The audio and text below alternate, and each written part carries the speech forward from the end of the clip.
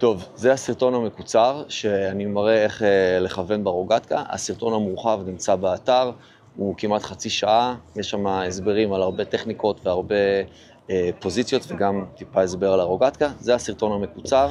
כמו שאתם רואים, זאת הרוגטקה. לקחתי את הדגם שנקרא EDC Pro, רק כדי להשתמש בו ולהסביר, אבל כל דגם בנוי אותו דבר. הרוגטקה בנויה בעצם מגוף הרוגטקה שאנחנו מחזיקים, מהמשולשים שתופסים את הגומי, כדי שיהיה במקום הנכון, ומהפאוץ'. זה מבנה הרוגטקה. הרוגטקות כאלה, אנחנו מניחים אותם ויורים אותם בסגנון שנקרא גנגסטר סטייל. זאת אומרת שאנחנו לא מחזיקים רוגטקה ככה, אלא מחזיקים אותה על הצד. האצבע מגיעה הבשרנית מלמעלה, האגודל מלמטה תומכת, והגוף מוחזק בצורה הזאת. זה נקרא L-shape. L-shape, הצורה L. L עם האצבעות, בעצם מתלבשת בדיוק על המבנה הזה, שהאגודל תומכת פה, והאצבע בחלק הבשרני שלה נמצא כמה שיותר עמוק ונשען. ובעצם כשאני מותח את הגומי, אז אני בעצם, הלחץ של הגומי הוא בעצם נשען על החלק הבשרני פה, והחלק הבשרני פה, בצורה כזאת. ככה מחזיקים את הרוגטקה. הדרך לכוון את הרוגטקה היא הפינה העליונה. זה הדגם OTF, זאת אומרת out of the front. הפינה העליונה זה המיקום שאנחנו מכוונים כאשר אנחנו רוצים לפגוע. הזווית פה צריכה להיות 90 מעלות.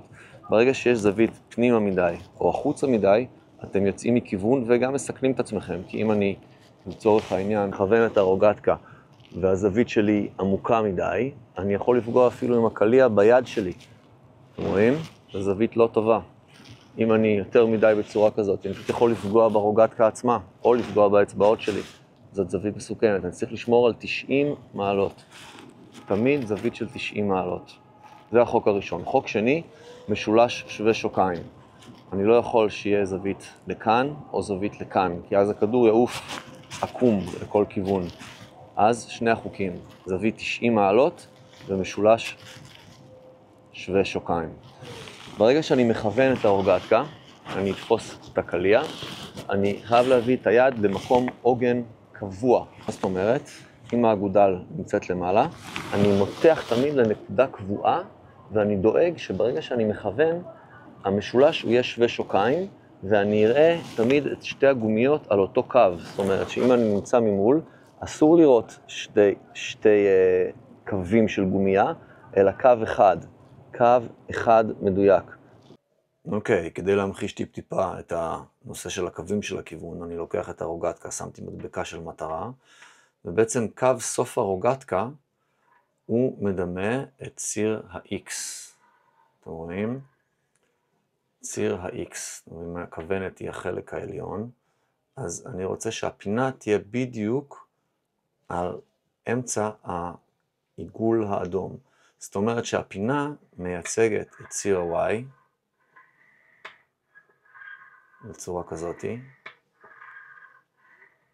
זאת אומרת שכדי לכוון ולפגוע בדיוק פה, בנקודה האדומה באמצע, אני צריך לשים את הפינה הזאת בדיוק כאן. ברגע שאני אכוון את הפינה על הנקודה, זוהי הכוונת שלי. אוקיי. זו הצורה שאנחנו רוצים לראות את הרוגטקה, בלי שיראו שתי קווים של גומיות, אלא שיראו קו דו-ממדי אחד, והפינה תהיה בדיוק נקודה האמצעית. הנקודה הזאת תהיה בול באמצע. איך אני יורה? אני לוקח כדור, פרוטוקטייל, שגם עליו יש סרטון ספציפי.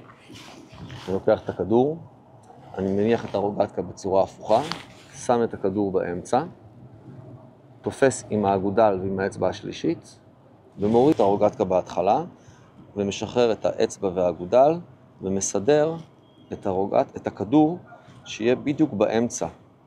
כשאני אתפוס את הקליע, אני חייב לדאוג שהחלק הבשרני של היד פה והחלק הבשרני של האגודל יחזיקו את הכדור ולא יעטפו את הפאוץ'. אני לא רוצה לעטוף את הפאוץ', אני רוצה ממש ללחוץ על הכדור עצמו ולהשאיר את הפאוץ' פתוח. ברגע שאני עוטף את הפאוץ', הוא יכול הכדור להשתחרר בצורה עקומה.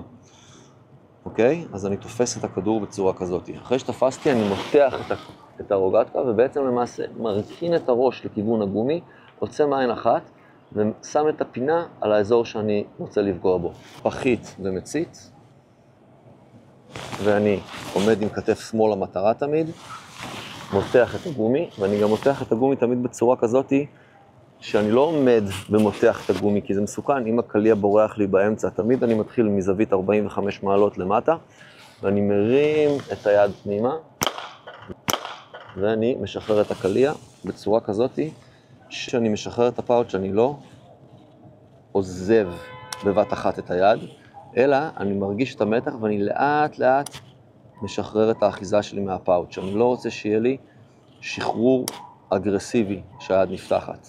להרגיש את המתח, ואז הקליע משתגר החוצה. טכניקה נוספת, באצבע. הפעם במקום אצבע למעלה, אני שם אצבע למטה. ועדיין אותו דבר, אני דואג שהפאוץ', אני לא עוטף את הכדור, אלא מחזיק את הכדור עצמו. עכשיו אני אעמוד ואני אכוון למצית הקטנה ששמה. אני מסתכל כתף שמאל למטרה, אני דואג שהגומי לא מסובב, כי אם הגומי מסובב, זה גם כן ישפיע על הכיוון של הרוגטקה. כל דבר נחשב, אז אני מכניס אצבע פנימה ומותח את הגומי, ודואג שהוא יהיה ישר, שלא יהיה מסובב. ואז שם את הכדור בדיוק באמצע, אגודל, אצבע שלישית. ברגע שאתה מיומן, אתה יכול כבר לעשות ביד אחת הכל, לשים אצבע מלמעלה, ולהסתובב ולעשות את הטכניקה ביד אחת. אבל מי שעוד לא מיומן, עושה כמו שאני אומר, שם אצבע, אגודל, אצבע שלישית, מוריד את היד, משחרר את האצבע והאגודל של היד השנייה, תופס את הפאוץ' וממש בודק שהכדור נמצא בדיוק באמצע בצורה מאוזנת.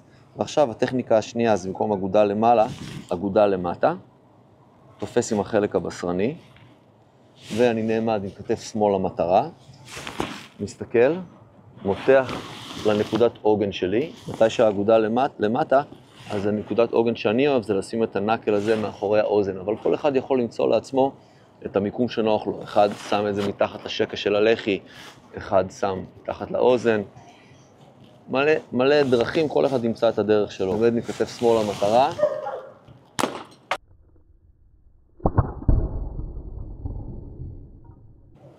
אוקיי, אז העקרונות החשובים, להכיר את הרוגטקה, להכיר את האחיזה של הרוגטקה, לדאוג שתמיד יהיה זווית 90 מעלות בין הגומי לבין הרוגטקה, לדאוג שתמיד יהיה משולש שווה שוקיים בגומיות, שלא יהיה זוויות לפה ולפה, להבין איך לשים את הפרוג'קטייל, את הכדור, בדיוק באמצע, אגודל, אצבע שלישית, ומי שבהתחלה מוריד את הרוגטקה, משחרר את שתי האצבעות, ממש מסדר לעצמו את הכדור שיושב באמצע.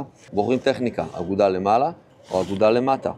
אגודל למעלה, אין בעיה, עומדים, מאשרים, מותחים לנקודת עוגן, מרכינים את הראש ושמים את הפינה על המטרה שאתם רוצים. טכניקה נוספת זה אותו דבר, במקום אגודל למעלה, אגודל למטה. אתם שואלים למה צריך את הטכניקה הזאת. הטכניקה הזאת מאפשרת, במקום להגיע רק לנקודה הזאת, אני יכול למתוח עוד את הגומי ולהגיע לעוצמה שעוד 30% אפילו כוח בירי. אני דוגמה לירי, אני ראה בכוס שעומדת שם, עשיתי את כל התהליך, שמתי את היד, כתף שמאל המטרה, זה הקו הרגיל, הופ, יוצא מהקו, וככה מתבצע הירי. דבר נוסף, אני לא רוצה להגיע למצב שאני עושה פליק עם היד בזמן הירי, שאני יורה, שאני מזיז את היד, לא. היד שמחזיקה את הרוגטקה נשארת קבועה במקום, ואני בעצם לא מזיז אותה בזמן הכיוון, לא מזיז אותה. דבר נוסף שחשוב להגיד, זה לא להתעכב יותר מדי אחרי שמותחים את הגומי. הידיים מתחילות לרעוד, בטח אם זה גומי חזק וקליעים כבדים, אז להגיע למתיחה, להוציא אוויר, לשחרר את הקליע בעדינות, להחזיק מקסימום שנייה, שנייה וחצי, או 2 שניות, ולשחרר את הקליע. זהו, זה הסרטון המקוצר יותר. יש סרטון ארוך שמסביר עוד טכניקות ויותר לעומק, ותסתכלו באתר ותהנו. יאללה, ביי בינתיים.